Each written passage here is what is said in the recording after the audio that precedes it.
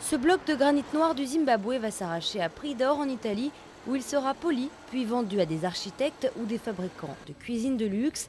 600 $, la fine tranche d'1 mètre carré. L'année dernière, le Zimbabwe a exporté 150 000 tonnes du minerai, soit 95% de sa production. Les habitants de Mutoko, une région pauvre du nord-est du pays, regardent donc partir les camions de blocs de pierre vers la capitale Harare avec un pincement au cœur. Ils ne profitent pas vraiment de la richesse minérale de leurs terres. Les gens pourraient faire quelque chose de constructif si on leur donnait des parts de société et si on leur versait des royalties sur l'exploitation. Depuis 1995, le granit noir est devenu un minerai et plus une pierre.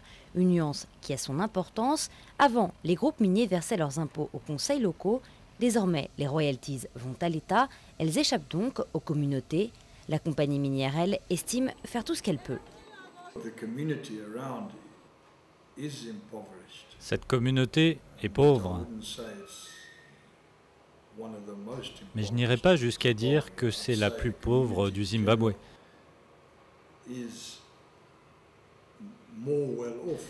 Il semble d'ailleurs qu'il se porte mieux grâce à la mine qui a créé des emplois. Le groupe emploie en effet 450 personnes et leur apporte de l'aide en cas de besoin.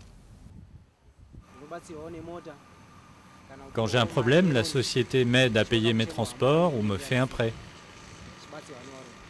La société tente de venir en aide non seulement aux mineurs, mais aussi au reste du village. L'année dernière, elle affirme avoir dépensé 200 000 $ en œuvres sociales, une aide qui reste largement insuffisante selon les habitants.